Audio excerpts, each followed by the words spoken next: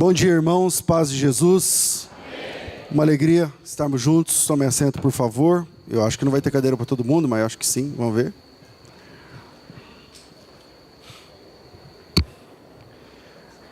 Se tiver jovens aí, e quiser dar o lugar, senta aqui, aqui embaixo.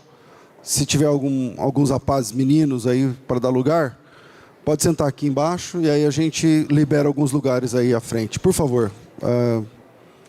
Se vier um, começa a ter coragem de vir outros. Vamos ver. Isso, obrigado, meninos. Eles estão indo embora, ao invés de visitar aqui. Sei que eles estavam vindo aqui. É isso.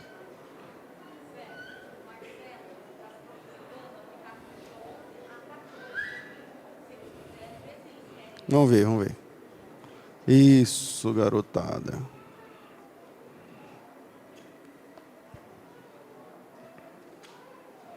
Tudo isso veio um, sentou. Tá bom.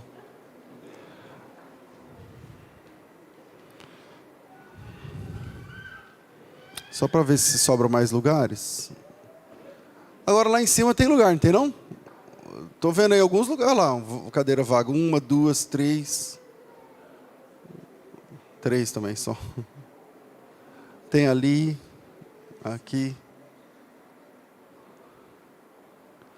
Tá bom. Tá? Quem quiser vir sentar aqui, daqui tudo tá valendo. Tá bom? Só vir.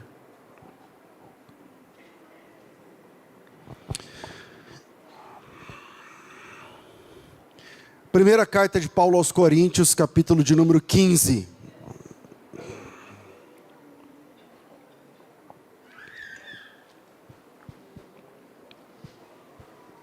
Primeira carta de Paulo aos Coríntios, capítulo 15. Versículo 45. Amém, irmãos? 1 aos Coríntios, capítulo 15, verso 45.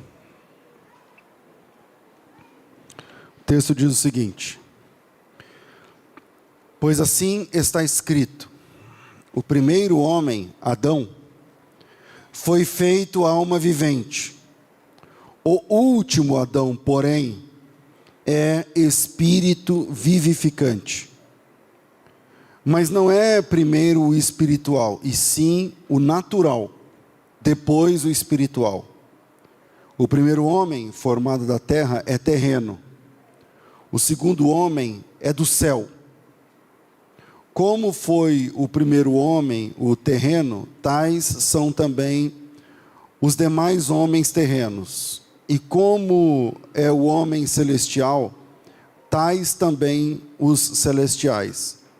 E assim como trouxemos a imagem do que é terreno, devemos agora trazer também a imagem do celestial. Amém.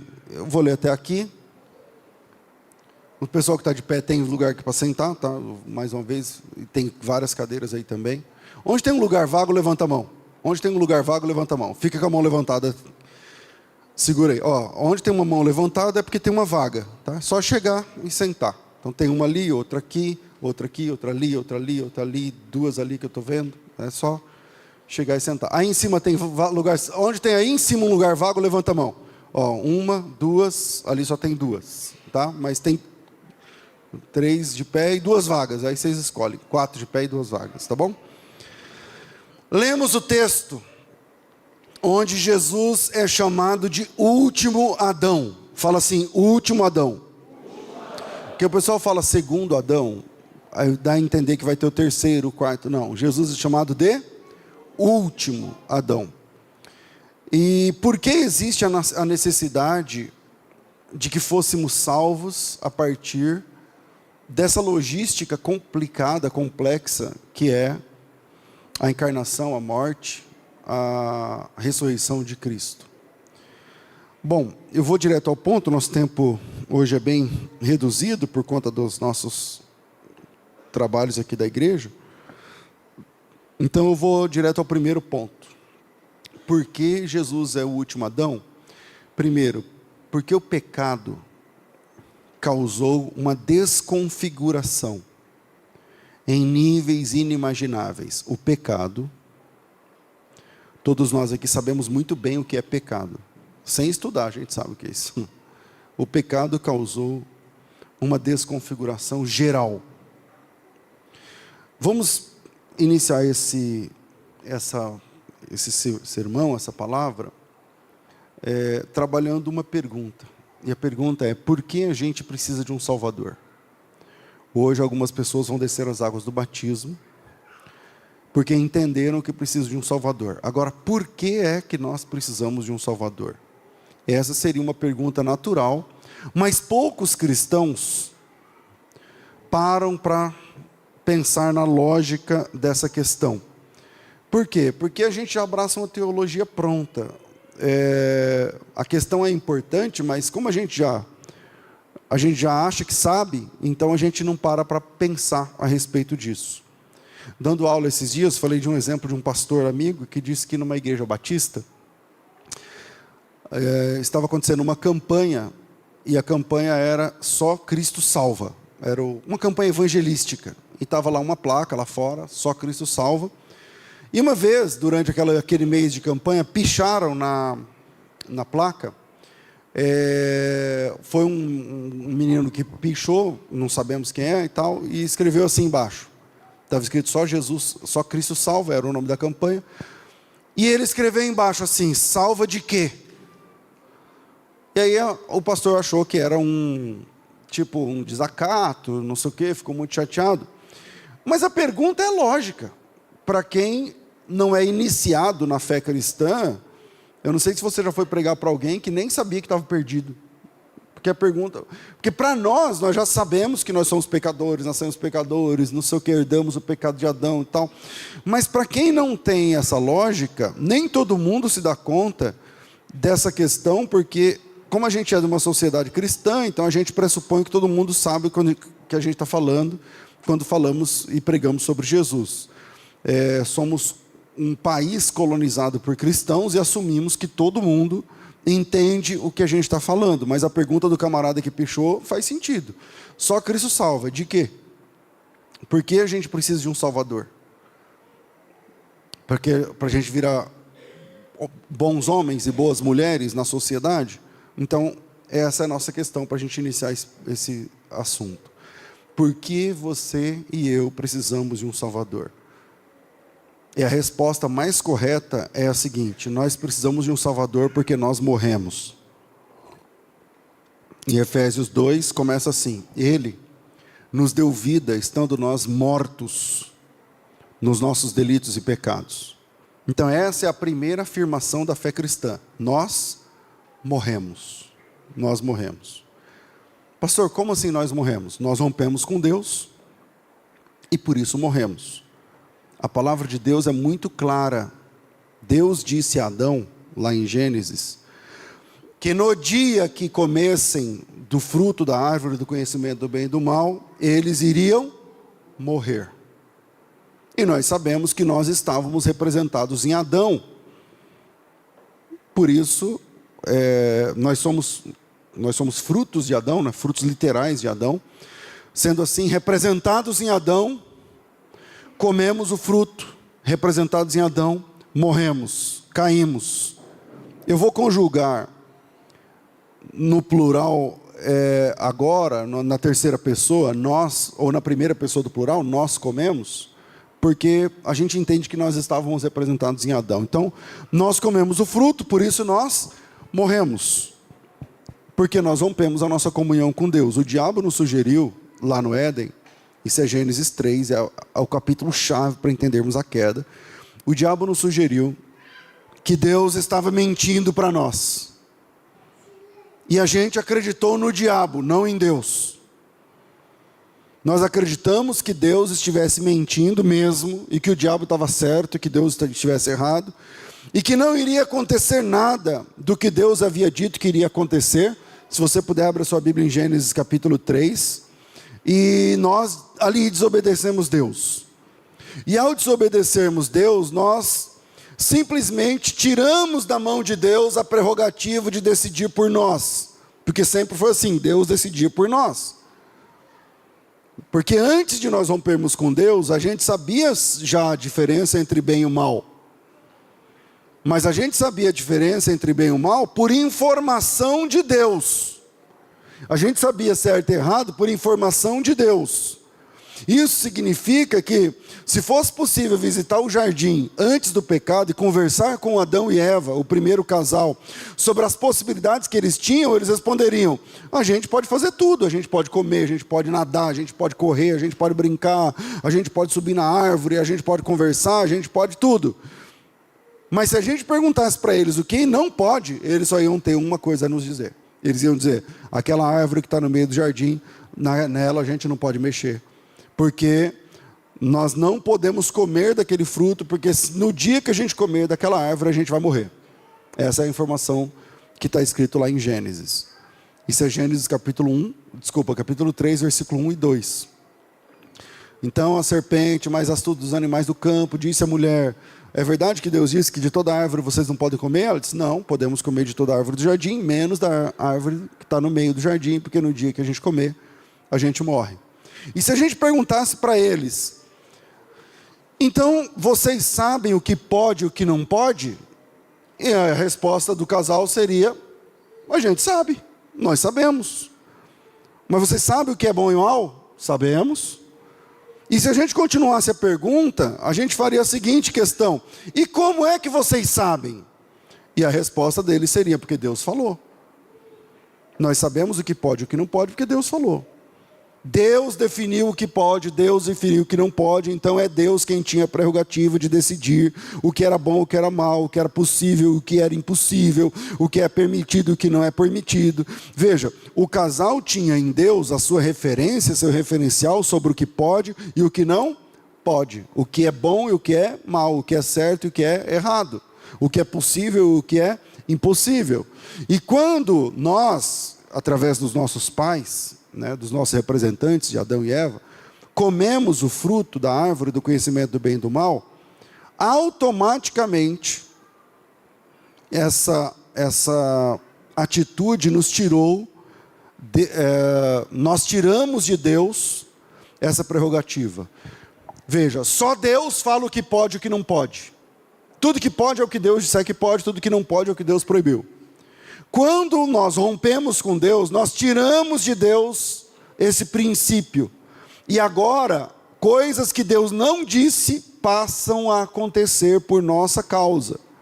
Em outras palavras, nós deixamos de ter Deus como nossa referência de bem e mal, bom e certo e errado, bom e mal e tudo mais. Por quê? Porque o diabo basicamente mentiu para nós. Nós estávamos ali representados nos nossos pais comuns, e a sagacidade do diabo, o texto de Gênesis 3 começa dizendo que a serpente, a mais astuta dos animais no campo, que o Senhor Deus tinha feito, não sei o que lá, mas o diabo mentiu para a gente da seguinte forma: o diabo disse que Deus havia falado para não comermos do fruto, porque Deus não queria que nós fôssemos iguais a Ele. Veja, a Bíblia não diz isso. A Bíblia não diz assim: se você comer, você vai ser igual eu, vai virar um Deus e vai ter todo o poder. Não diz isso, mas é o que o diabo disse. O diabo diz assim: não, isso é mentira de Deus. Ele não quer que vocês comam, porque no dia que vocês comerem, os seus olhos vão se abrir e vocês vão ser como Ele. Vocês se tornarão como Deus. Então o diabo disse, e nós acreditamos, que se nós rompêssemos com Deus, nós seríamos como Deus. E ele fez a gente acreditar que aquela era uma possibilidade, que aquela era verdade, e nós acreditamos na tese do diabo. Ah, mas por que você não come? Porque no dia que nós comermos a gente morre. É a resposta da Eva. E o diabo disse assim: não, vocês não vão morrer, pode comer que vocês não vão morrer. E aí a pergunta é: eles comeram, morreram na hora? Não, pelo menos fisicamente não. E por isso nós acreditamos na tese do diabo, porque o diabo disse que a gente não ia morrer coisa nenhuma. Até porque o diabo estava vivo. E ele estava em flagrante desobediência contra Deus. Porque ele está ali pleiteando contra Deus, obviamente em desobediência contra Deus, e vivo. Então, o diabo disse para nós: não vai morrer nada, olha eu aqui. Eu rompi com ele faz tempo, estou vivo, operante, consciente. Isso aí é uma conversa. E isso fez parecer com que o diabo tivesse razão. Então o homem que estava o tempo todo ao lado da mulher, ouviu ele dizer isso para a mulher. Aí o homem viu a mulher pegar o fruto, verso 6. Viu a mulher comer o fruto na sua frente e percebeu que a mulher continuava viva, que não aconteceu nada com a mulher. E aí a Bíblia diz que a mulher ofereceu o fruto ao homem e ele comeu. E a partir daí a desgraça humana estava concluída. Quando a mulher viu, verso 6, que a árvore era boa para dar para alimento, atraente aos olhos, desejável para dar entendimento, não sei o que, ela tomou do fruto e comeu. Depois ofereceu ao marido, ele também comeu. Então a mulher ofereceu o fruto para o homem, e aí nós morremos. E o que significa termos morrido, se a gente continuou vivo através dos nossos pais? Em primeiro lugar, essa morte significa que nós perdemos a imagem de Deus. Perdemos a imagem de Deus. Deixamos de ser aqueles que expressam Deus. Na teologia tem um termo chamado imago Dei. É um termo latim, a teologia gosta muito do latim, né? A imagem de Deus. Agora, o que é esse negócio de imagem de Deus? A imagem de Deus é o homem que Deus criou. Em Gênesis 1:26, façamos um homem, a nossa imagem, a nossa semelhança, não sei o que lá. E assim fez, tal. Mas quando é que esse homem que Deus fez, que Deus disse que iria fazer, porque Gênesis 1 é Deus dizendo que vai fazer, e Gênesis 2 é Deus fazendo. Quando é que esse homem que Deus disse que iria fazer a sua imagem, conforme a sua semelhança, quando é que esse homem ficou pronto? Alguns dizem que é quando Deus manuseou o barro pela primeira vez e soprou nas narinas do homem. Mas não é bem assim. Esse homem ficou pronto no capítulo 2, verso 24. Quando o texto diz assim: por isso deixa o homem pai e mãe, e se unirá à sua mulher, tornando-se os dois uma só carne. Pastor, o senhor está dizendo que o homem, a imagem de Deus, então é o casal? Exatamente. O homem, a imagem de Deus, é o casal. Quando o homem e a mulher se tornam uma só carne, aí aparece o homem, a imagem e semelhança de Deus. Quem diz isso? Deus. É só continuar lendo o texto do capítulo 2, verso 27 em diante. Por quê? Porque Deus, presta atenção no que eu vou dizer, Deus, a divindade, é formada por 3 pessoas distintas. Quem são? 3 pessoas. Uma comunidade de 3. Então Deus é uma comunidade de 3 pessoas. E só quando o homem se torna uma comunidade, ele passa a ser imagem e semelhança de Deus. Antes ele está avulso.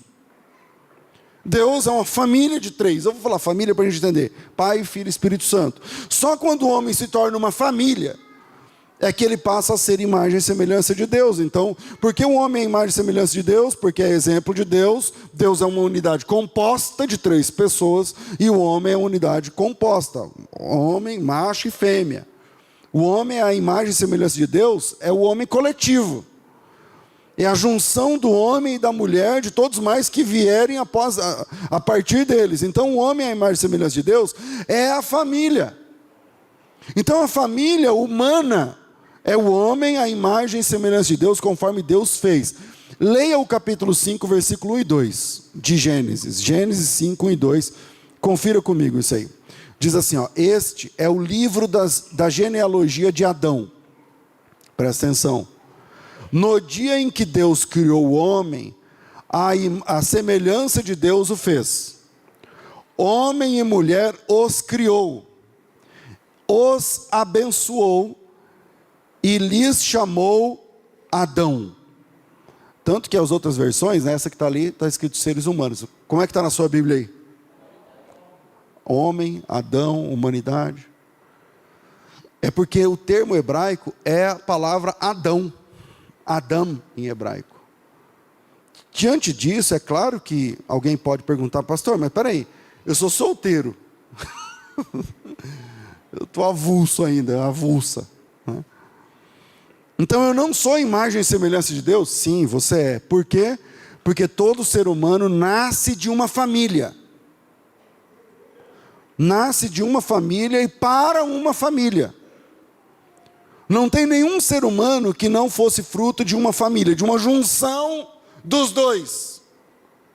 Então o ser humano nasce na família humana e para a família humana. O homem, a imagem e semelhança de Deus, é a família, na família e para a família.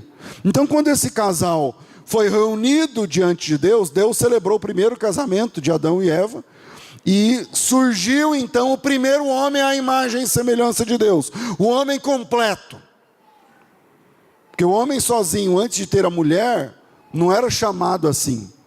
E Deus, vamos falar da divindade, Deus nunca foi sozinho, uma única pessoa.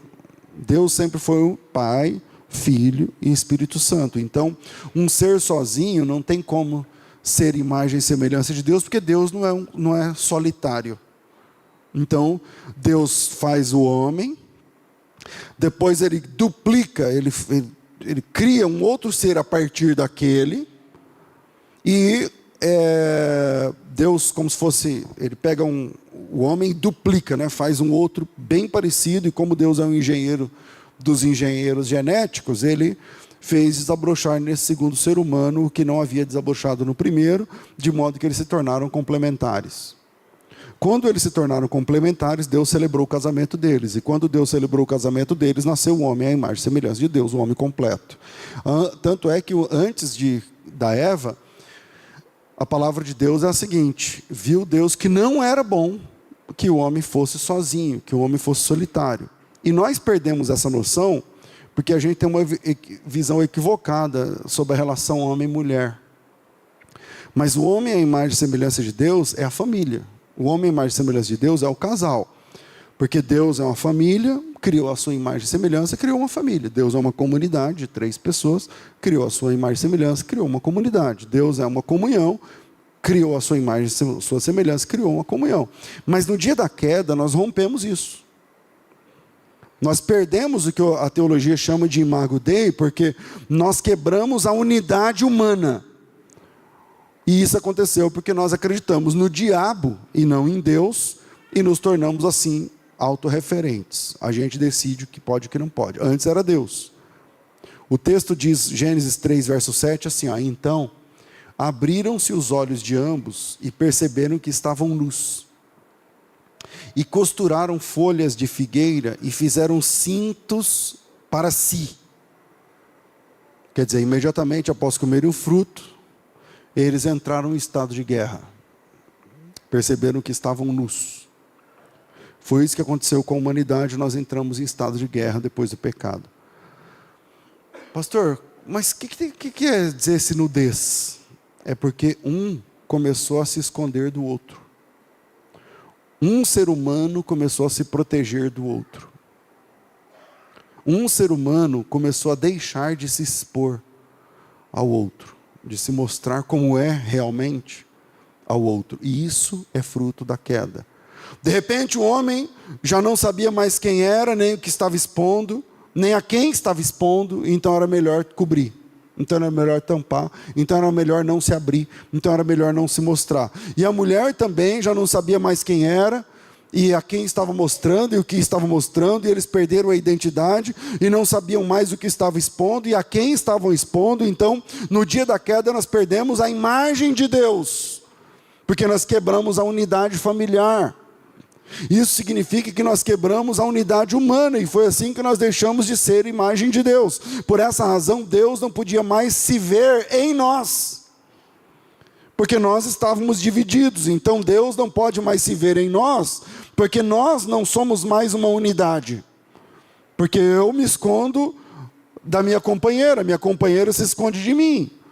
E é isso que aconteceu logo na sequência. Nós deixamos de ser imagem de Deus, não manifestamos mais Deus, porque nós dividimos. E foi o que nós nos tornamos quando a gente rompeu com Deus. Mas não apenas isso. nós também perdemos a identidade pessoal. Primeiro nós morremos. Primeiro, por que nós precisamos de um Salvador? Porque nós morremos. Por que Jesus é o primeiro Adão? Porque o primeiro morreu. Por que Jesus é o último Adão? Porque o primeiro Adão morreu. Como? Rompeu com Deus. Como?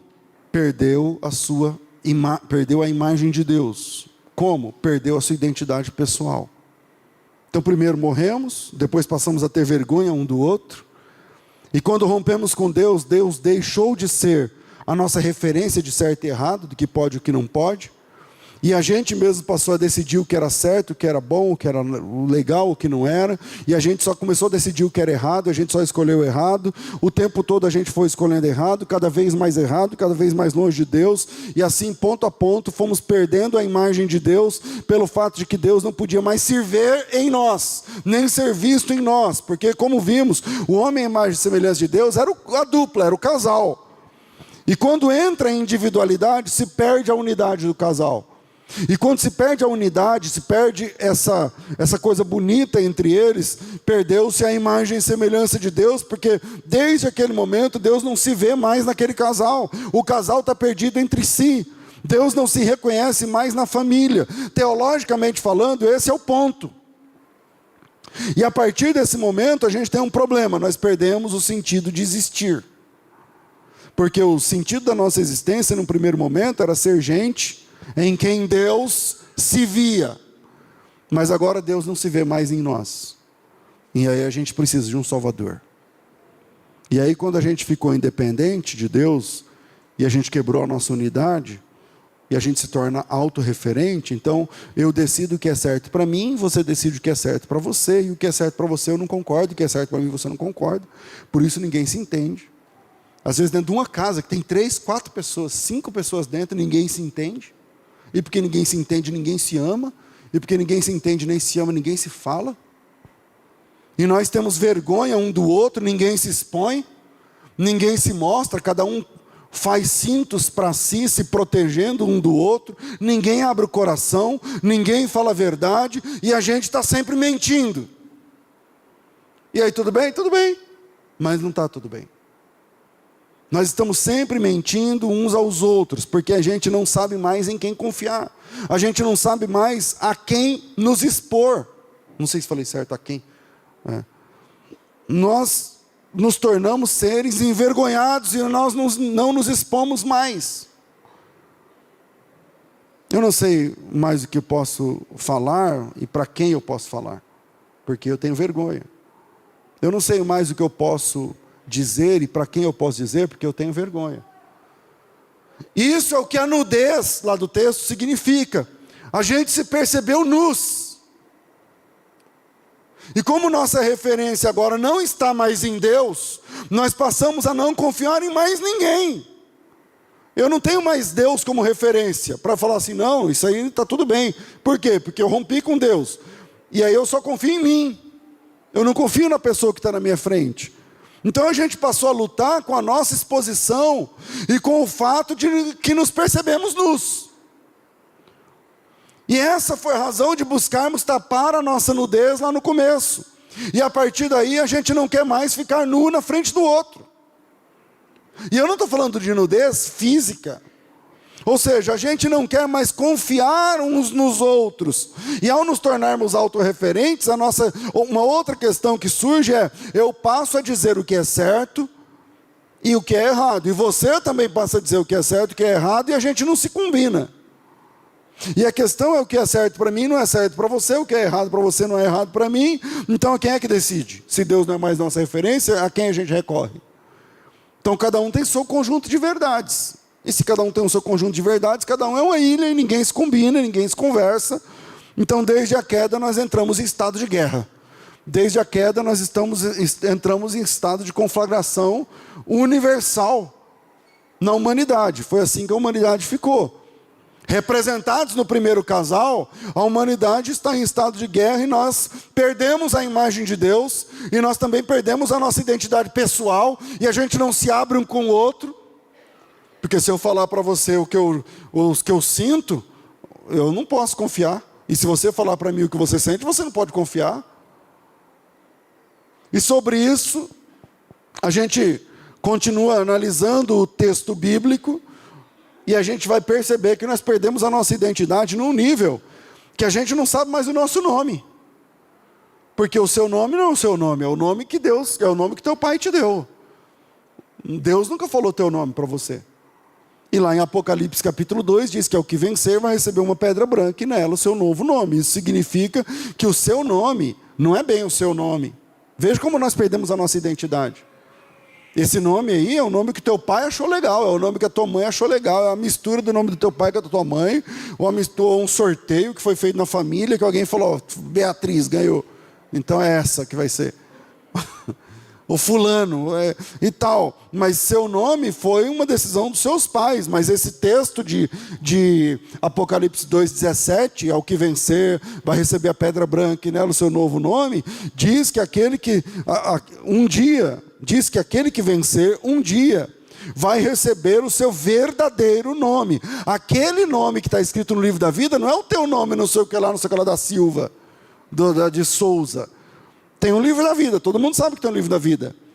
Mas não é esse nome que você usa que está no livro da vida. O nome que está registrado no livro da vida é o teu nome, que Deus sabe, aquele que será revelado a você no último dia. Nesse último dia vai ser revelado o final, a conclusão da sua verdadeira identidade. Só que a nossa verdadeira identidade se perdeu no pecado. Porque eu e você nascemos da espécie humana caída. Então, o nosso verdadeiro nome a gente nem sabe, a gente só vai saber no final. E isso não seria um problema se o nosso verdadeiro nome não tivesse contido nele a nossa identidade. Era só uma questão de nome, mas não é assim. Isso quer dizer que a gente também não sabe qual é a nossa identidade. Não é só, eu não sabia, nossa, eu nunca tinha pensado nisso. Meu nome que está no livro da vida não é esse nome que meu pai me deu? Não, é o nome que o teu verdadeiro pai te deu. Agora, isso seria só uma curiosidade bíblica se não houvessem agravantes. E quais são os agravantes? Não é só o seu nome que se perdeu, mas a sua identidade no pecado. Isso quer dizer que, além de eu não saber qual é o meu verdadeiro nome, eu não sei qual é a minha verdadeira identidade. Ou seja, eu não sei que pessoa eu fui planejado por Deus para ser. O pecado causou isso na gente. Porque foram meus pais que me deram esse nome, assim como você, eu também aprendi a ser gente junto com a minha família. Eu aprendi a lidar com a vida a partir do que o meu pai me mostrou e me ensinou, minha mãe, meus amigos, meus vizinhos. A gente aprende a ser gente com a nossa cultura, com as circunstâncias que a gente vive, com as coisas que a gente sofre, com as lágrimas e com os sorrisos, com a formação que a gente tem, a gente virou isso que a gente é hoje, gente boa ou ruim. Então, na realidade, você não é a pessoa que Deus planejou para ser. Eu não estou falando de nome mais, estou falando da identidade. E isso que a gente vive é um alter ego. Na psicologia se fala sobre essa questão de alter ego, que é uma expressão do latim, olha o latim de novo aí, uma expressão do latim que significa, alter significa outro, e ego é eu, né? Um outro eu, um eu diferente daquele que eu deveria ser. Eu sou uma coisa, mas eu deveria ser outra. É mais ou menos isso. E aí fica claro que por causa da queda, eu não sou o que eu deveria ser, mas eu sou uma falsificação do que eu deveria ser. Por quê? Porque a espécie humana caiu, e quando a espécie humana caiu, a minha verdadeira identidade se perdeu. A sua verdadeira identidade se perdeu. Quem aqui já teve um vício antes de Cristo, levanta a mão. Não, é pouco. Quem já teve um vício em alguma coisa, levanta a mão. Beleza. Não era para ter tido. Por que teve? Porque a sua identidade está perdida. E quantos não levantaram a mão e tiveram o vício? Ou vou piorar. Se eu perguntasse quantos têm um vício, e aí eu acho que ninguém levantaria a mão, por quê? Porque nós estamos nus e a gente se esconde um do outro. Essa é uma consequência do pecado, a gente se protege um do outro. Eu não vou abrir meu código secreto aqui. Você não vai abrir o seu para mim. E essa é uma prova de que essa nossa verdadeira identidade, o que Deus planejou para que você fosse, se perdeu no pecado. Então, na realidade, não é que quando eu falo se perdeu, não se perdeu porque Deus segurou para si essa identidade. Deus tem a identidade de cada um, que cada um deveria ser, o que Deus espera de cada um, consigo. E essa é a maior prova que Ele promete nos dar um nome novo, porque Ele conhece a nossa identidade. Então, o nosso novo nome, aquele que está no livro da vida, que se refere a você, não é esse que você utiliza agora, é a sua personalidade que Deus espera de você, muitas vezes não é essa que você está usando agora. O nome que está no livro da vida, que se refere a você, é o nome que Deus te deu. E a personalidade que Deus preparou para você, muitas vezes não é essa que você está vivendo agora. Porque naquele verdadeiro nome está escondida a verdadeira identidade. Então, por isso que a maioria dos seres humanos anda atrás da sua verdadeira identidade. Há seres humanos com uma verdadeira intuição, não sei se você já passou por isso, eu não sinto que eu vivo o que eu deveria viver. Tem alguma coisa a mais para mim preparado que eu não consigo alcançar. E aí, quando Jesus Cristo chega, Jesus Cristo apresenta no seu ministério a identidade de cada um. É o que acontece lá com o garoto gadareno. Porque ele chega lá no gadareno, e o gadareno é cheio de demônios. O texto começa com o gadareno cheio de demônios e termina com o gadareno pregando em 10 cidades. Isso significa que a verdadeira identidade daquele rapaz não era morar dentro do cemitério cheio de demônios. Aquela era a identidade que o pecado cunhou, formou para ele. Mas a verdadeira identidade dele era ser um pregador. Qual é a sua verdadeira identidade? E o que você está vivendo agora? O que para muita gente é um equívoco. O que você está vivendo é um equívoco, está errado. Sexualmente, intelectualmente, mentalmente, empiricamente, é um equívoco. Por quê? Porque está longe da verdadeira identidade que Deus preparou para você. O que nós perdemos na queda? A gente perdeu o corpo. Não, pastor, meu corpo está aqui. Nós perdemos. Por que nós perdemos o corpo? Porque o nosso corpo passou a ser dominado pelo pecado. Identidade, personalidade e agora o corpo. Por quê? Porque o corpo passou a ser dominado pelo pecado. A gente passou a ceder, a obedecer às paixões do pecado. Então nós perdemos o corpo. Pelo menos a finalidade dele. O nosso corpo, que devia estar a serviço do Espírito, passou a ser um instrumento de serviço da carne. Porque no pecado nós rompemos com Deus, perdemos a comunhão com Deus, e por isso Deus deixou de decidir por nós. E quando Deus deixa de decidir, a gente que decide, a gente só escolhe errado. Por quê? Porque nós decidimos a partir da rebelião. E a nossa rebelião é que a Bíblia chama de pecado. Toda vez que você escolhe alguma coisa contra Deus, contra a vontade de Deus, isso é pecado. E essa nossa rebelião é cheia de paixões contrárias a Deus. Contrárias a Deus significa contrário à nossa verdadeira identidade. Então a nossa verdadeira identidade está nos esperando em Deus, que é a palavra de Jesus para a mulher de Samaria. Lembra da mulher samaritana? Jesus, há uma cadência na figura narrativa. No capítulo 2, Jesus transforma a água em vinho, em João. No capítulo 3, Jesus, falando a Nicodemos, ele fala da água que transforma homens. Se você não nascer da água, lembra?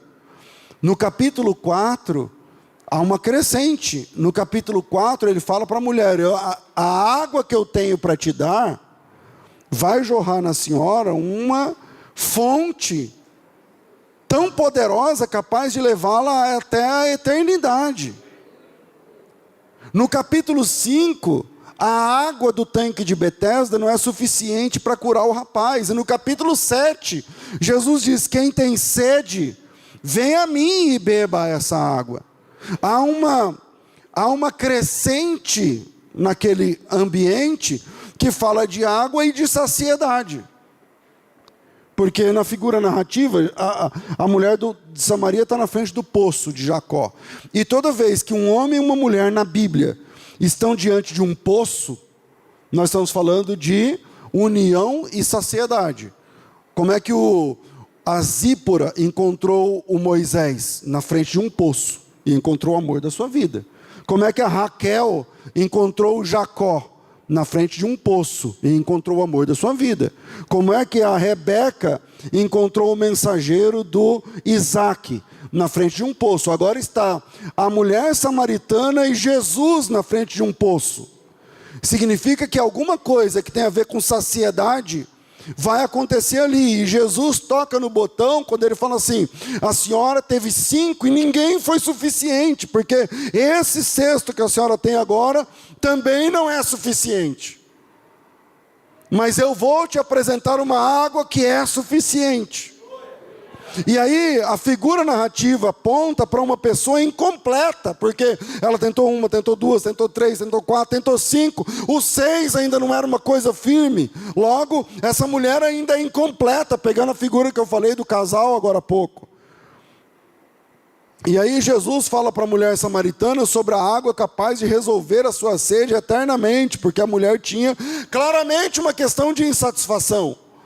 E a água que Jesus promete, que era a mesma do capítulo anterior, que ele prometeu a Nicodemos, e Nicodemos não quis na época, que é o nascer da água e ver o reino de Deus. Ou seja, quando Jesus fala da água viva, ele está prometendo à samaritana a identidade que ela estava procurando, e ela não conseguia encontrar, independente da troca de maridos, porque a verdadeira identidade dela não estava nos maridos, estava na pessoa de Jesus. Jesus é quem tem a nossa verdadeira identidade.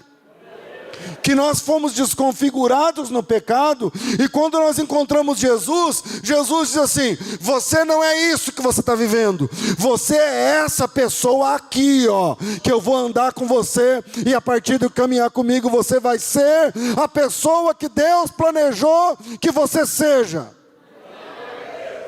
É Deus quem tem a nossa verdadeira identidade. Então por isso nós precisamos de um Salvador. Precisamos de um Salvador para recuperar a nossa verdadeira identidade. E em recuperando a nossa verdadeira identidade, recuperamos a verdadeira função do nosso corpo, que é expressar o nosso espírito, que rompeu com Deus lá atrás. Porque o nosso corpo expressa hoje o nosso pecado, expressa a nossa queda, a nossa ruptura com Deus. Esse é o ponto.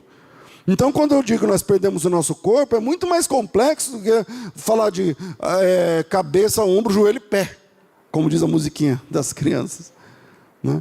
Porque nós perdemos o nosso corpo, e o nosso corpo passou de ponte para Deus a sofredor. Como assim, pastor, de ponte a sofredor? O nosso corpo era a ponte entre o universo criado e o Deus eterno. Porque nós somos representantes de Deus, imagem e semelhança de Deus, na terra, não sei o que lá. E nós, seres humanos, somos diferentes das outras criaturas de Deus no planeta. As outras criaturas, por exemplo, não têm espírito. Nós temos. Então nós somos ponte entre Deus e a criação, entre a sua criação e Deus, porque nós somos sacerdotes de Deus. Por isso somos ponte, mas nós perdemos isso na queda. E passamos de ponte a sofredor. Porque Gênesis capítulo 3, na queda, Deus condena o homem, Deus condena a mulher, e a gente se lascou. Verso 19: do suor do teu rosto comerá teu pão, até que tornes a terra onde foi formada. A mulher com sofrimento vai parir a criança. Todo mundo vai sofrer. Por causa da queda, todo mundo está sofrendo. Então nós perdemos o corpo como ponte, e o corpo passou a sofrer no planeta, quando deveria ser a ponte entre o planeta e o Criador. E não só passou a sofrer no planeta, mas nós passamos de sacerdotes a predadores. Porque a gente vai almoçar daqui a pouco, e para a gente almoçar, animais tiveram que morrer em sofrimento, para que a gente tenha o prazer de se alimentar. O que mais nós perdemos na queda? A gente perdeu o planeta. Precisamos de um Salvador, porque nós perdemos o planeta. O nosso ofício passou de jardineiros a predadores, como eu disse. Deus disse a Adão: maldita é a terra por sua causa. E nós rompemos com o modelo que Deus preparou. E o modelo que Deus preparou é o jardim. O modelo que Deus tinha preparado para a gente era o jardim. E o jardim é um modelo de desenvolvimento completamente baseado na harmonia. Não é uma floresta, é um jardim. Significa que tem poda, que tem sinergia, que tem combinação, que tem alguém cuidando, que tem alguém regando, porque é um jardim. A beleza do jardim é solidária, um depende do outro. Mas quando nós rompemos com Deus, nós rompemos com tudo isso. E quando nós rompemos com tudo isso, nós passamos a predadores. Então a gente não cuida de mais nada. Quando você olha para o universo, quando você olha para o mundo criado, você vê que está em completa desarmonia. Quando você vê que os animais para comer tem que matar, você fala alguma coisa está errada. Quando você olha e vê naqueles vídeos de documentários que cabras vivem equilibrando-se em montanhas, você falou: mas por que está acontecendo com a criação? Por que está assim? E aí você vai perceber lá em Romanos que toda a criação geme aguardando a redenção. Toda a criação ali está falando inclusive dos animais. Porque nós perdemos inclusive o planeta como um todo. E aí, pastor, mas o que mais que nós perdemos? Nós perdemos o planeta, quando eu estou falando, porque quando Jesus é tentado, o diabo, ele diz assim para Jesus: toda a glória do mundo, todos os reinos do mundo eu te darei se prostrado me adorares. Se eu dou é porque pertence a mim. Essa é a lógica. Essa é a lógica. Mas onde é que está escrito que o mundo pertence a Satanás? E Satanás promete assim: os reinos do mundo e a glória deles eu vou te dar. Agora vejam, quem criou os reinos do mundo? Os homens. Os reinos do mundo foram levantados pelos homens. Os homens edificaram, foram os seres humanos que fizeram. Certo ou errado, não vem ao caso aqui, foram eles que fizeram, seres humanos. Fizeram os países, a glória dos países, a glória dos reinos, a glória das nações, tudo pertence a Deus, mas os seres humanos construíram. E aí o diabo disse que aquilo foi entregue a ele, quando ele disse assim: eu dou tudo isso. E por que o diabo se tornou dono do planeta? Por que o diabo se tornou dono de tudo? Nós precisamos de um Salvador para que a gente volte a ser quem Deus planejou que fôssemos dentro do mundo, dentro do universo. Isso aqui não pertence ao diabo. Mas a Bíblia diz que o homem, quando peca, pertence ao diabo. Então o diabo se torna dono, quando a Bíblia diz que o mundo jaz no maligno, que o Deus desse mundo, o Deus desse século, é disso que a Bíblia está falando. Ou seja, nós perdemos o planeta, perdemos nosso trabalho, perdemos inclusive a noção do que interessa produzir. Interessa produzir o que gera enfermidade? Não, mas a gente produz. Interessa produzir o que gera violência? Não, mas a gente produz. Veja os filmes, veja as séries, veja tudo. Então nós perdemos tudo isso. Por isso, o último Adão, que é Cristo, vem nos redimir de todo esse mal. Segundo, Jesus é a única possibilidade de reverter os danos do pecado. Eu vou parar no segundo ponto, porque a gente tem um monte de coisa para fazer. Jesus é a única possibilidade de reverter os danos do pecado. Entendemos que a queda de Adão gerou consequências eternas. A natureza do homem se tornou pecaminosa, tudo aquilo que nós falamos agora há pouco. Essa natureza agora pecaminosa determina que o homem se afaste cada vez mais de Deus. Quanto mais o homem se afasta de Deus, mais desconfigurado ele se torna por conta das consequências da queda. Na queda, o homem se torna potencialmente mau. Não é por acaso que o primeiro homem tenha sido colocado no jardim onde havia vida e morte. Tem a árvore da vida e a árvore que poderia gerar a morte. Se você comer, você morre. E nesse jardim é um cenário onde tem vida e morte. E a pergunta seria: mas isso quer dizer que a gente não tinha escolha? Teríamos. Teríamos se tivesse escolhido primeiro a árvore da vida e não a árvore que gera morte. Mas nós escolhemos o contrário. O problema é que Deus avisou a gente que havia um inimigo antes de tudo isso. Veja, o Senhor diz assim, o homem foi colocado no jardim, acho que é capítulo 2, eu não sei o versículo. Deixa eu ver. Versículo 8, 9. Né? Para plantar, para cuidar e para guardar o jardim. Plantar, cuidar e guardar o jardim. Eu não sei qual o versículo, mais para frente aí. Ora, você tem de guardar. Guardar de quê? Se todos os animais nos eram submissos. Os animais faziam parte do jardim. Então a gente tinha que guardar da queda. Olha lá, guardá-lo. Que é o versículo 15. Nossa, eu falei 9, é o 15. Tínhamos de guardar. Então a questão é, por que é que a gente não foi comer primeiro da árvore da vida para depois enfrentar o inimigo? Não, a gente foi primeiro romper com Deus. Primeiro a gente foi romper com Deus. Por isso a Bíblia apresenta Jesus como o último Adão, no texto que nós lemos. Porque com Jesus é diferente. Jesus como homem, a palavra homem é Adam. Por isso é o mesmo nome para Adão. Jesus como Adão, como o primeiro, como o último Adão, também teve de enfrentar o inimigo. Quantos dias ele ficou enfrentando o inimigo? 40 dias. Mas antes de enfrentar o inimigo, Jesus busca primeiro a vida. Diferente do nosso Adão primeiro. É como se Jesus estivesse no jardim e comesse primeiro da árvore da vida. Escolhesse primeiro Deus. Escolhesse primeiro o certo. Escolhesse primeiro a obediência. Pastor, mas quando é que Jesus fez isso? No Evangelho? Olha, nos Evangelhos nós entendemos que antes da tentação, o que acontece antes da tentação? O batismo de Jesus. E o que é o batismo para vocês que vão se batizar hoje? É quando você escolhe Deus. O batismo é quando você opta por Deus. Por um minuto, eu falei esses dias no culto de quinta aqui, imagina que você estivesse na fila do batismo de Jesus. Você não sabia. Ninguém sabia que Jesus ia se batizar.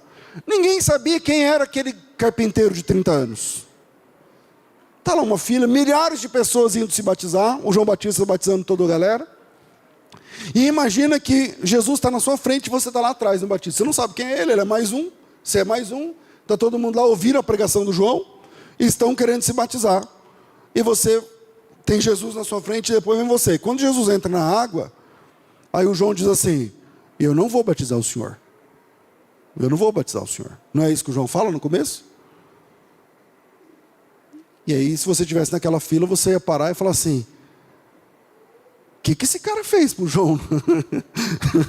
O que esse cara aprontou? Porque o João está batizando todo mundo. Milhares de pessoas, centenas de pessoas. Ele não pergunta nada. Ele prega para a pessoa e batiza. Agora vem esse rapaz na minha frente, logo na minha frente, e ele fala que não vai batizar. O que é que esse rapaz fez que João não quer batizá-lo? Aí você vai ouvir mais de perto. E aí o João está dizendo assim, eu não vou te batizar, porque era o Senhor que devia me batizar. Eu é quem preciso ser batizado pelo Senhor, não o Senhor me batizar. E aí você que estava perguntando o que esse rapaz fez, você passa a pensar outra coisa. Você começa a pensar assim, quem é esse cara que o João está querendo que esse cara batize ele? Quem é esse homem que o próprio João quer se batizar por ele, pelas mãos dele? Que o João está pedindo para ser batizado por ele. E aí, você ouve na sequência Jesus dizendo assim, olha João, eu entendo, mas vamos cumprir toda a justiça de Deus. Eu vou ser batizado aqui, mas vamos cumprir toda a justiça de Deus, porque é o que importa agora. E aí você está lá na fila, você fica pensando, o que é a justiça de Deus? Do que esse cara está falando? Olhando aqui 2000 anos depois, talvez você não perceba. Talvez antes de ouvir essa mensagem você não tenha percebido. Mas ler o batismo de Jesus é ler um diálogo de gigantes. 2 gigantes. Você está diante de 2 gigantes. O maior homem do Antigo Testamento, João, e o maior homem de todos os tempos, Jesus Cristo. Você está diante de gigantes. O último homem do Antigo Testamento, João. O inaugurador do Novo Testamento, Jesus. Ler esse trecho, ler esse fato, é ler um diálogo de 2 gigantescos homens. O último sumo sacerdote da ordem de Arão, passando o sacerdócio para o último primeiro, último e único sumo sacerdote da ordem de Melquisedeque. É estar diante de gigantes. E aí, quando Jesus se batiza, o que isso significa? Significa que Jesus se submete a cumprir toda a justiça de Deus. E que justiça? Se você estivesse na fila e fizesse essa pergunta a Jesus, ele ia te dizer assim: é porque eu sou o último Adão, dona. Eu sou o último Adão. Do hebraico, o último homem, o último humano, o último da humanidade. Eu sou o Adão que, diferente do primeiro, se submete à vontade do Pai. Eu sou o homem que, diferente do primeiro, vai enfrentar o inimigo que estava no jardim. E diferente do primeiro, eu escolho a vida, eu escolho Deus, eu escolho obedecer, eu escolho me entregar, eu escolho me submeter. Eu estou pronto a fazer a vontade do Pai. E quando Jesus sai da água, o que acontece? A voz do Pai ecoa no mundo dizendo: esse é meu filho, e eu tenho alegria nele, ele me compraz. E na sequência o Espírito Santo vem sobre ele. E aí você pode dizer: está vendo? Ele é Deus. Se você estivesse naquela fila, você diz: ele é Deus. Porque o Pai fala isso: esse é meu filho, em quem é filho de Deus é Deus. Naquele contexto. Depois que teologicamente a gente vai entender que o Espírito de Deus nos configura como filhos amados e queridos de Deus por adoção. E é verdade, Jesus é Deus mesmo. E naquele momento ele estava mostrando que ele é o filho que se submete a Deus. O que é o batismo? É quando a gente se submete. O que é conversão? Eu não estou nem na metade do sermão. É quando a gente se submete. E quando a gente se submete, tudo aquilo que o pecado desconfigurou na gente começa a entrar em harmonia com Deus. E mesmo que você não saiba o seu verdadeiro nome, mas você começa a ter contato com a sua verdadeira identidade. E você começa a viver o que Deus planejou para você viver. E um dia, você vai receber o seu verdadeiro nome. Um dia, essa transformação